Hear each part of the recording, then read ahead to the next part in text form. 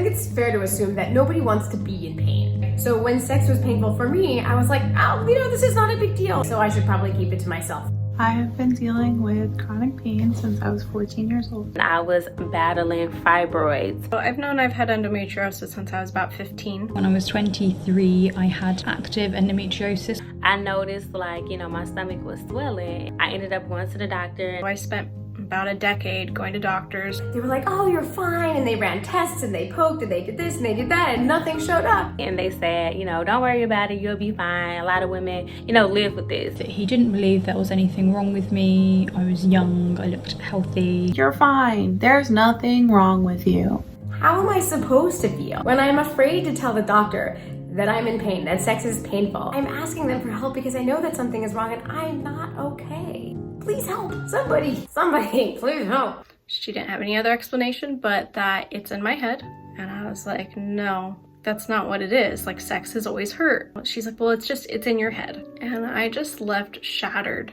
Even sometimes the doctors that I do have now, they just don't listen. The doctor was very crash, no bedside manner. Honestly, I had to beg her to really take a look. And he asked me how I'd been walking around because I must have been in so much pain. So he went from not believing a word I said to blaming me for not getting it looked at any sooner when I'd been going to the doctor for 7 years. And sometimes the doctors would talk to the other people in the room with me as if I wasn't capable of making my own medical decisions. She told me my only option was, and they would cut me from one hip to the other hip and take them out. And they was like, well, it's no guarantee that they won't come back.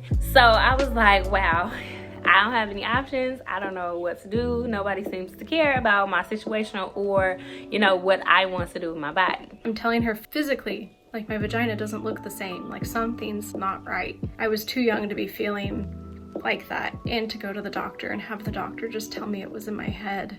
And it finally got to a breaking point. I had sought help from doctors. None of them helped me. Nothing was getting better, and I did not like who I was. If no one else is going to help me, then I'm going to help myself. I am not going to do nothing anymore. I got really desperate and just started Googling. One day, I woke up in the middle of the night with this strong urge to keep researching. I came up with my own solution for painful sex, and I started going to medical conferences.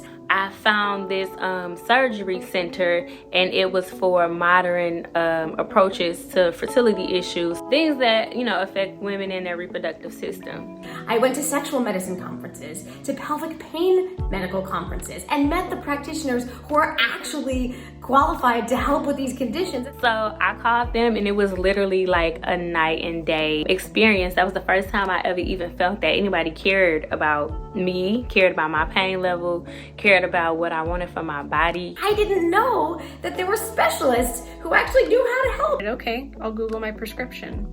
Sure enough, one of the first things to come up is that spironolactone can lower your sex drive.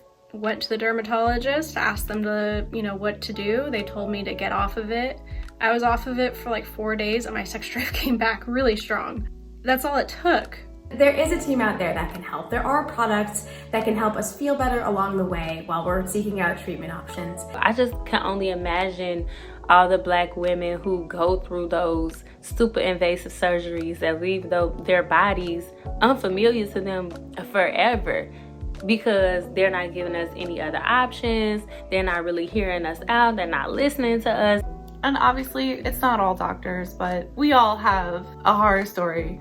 So yeah, very invalidating. Going through it alone like I did, I don't wish that on anyone, and I want to see Black women with better options for our bodies. So thanks for letting me tell my story.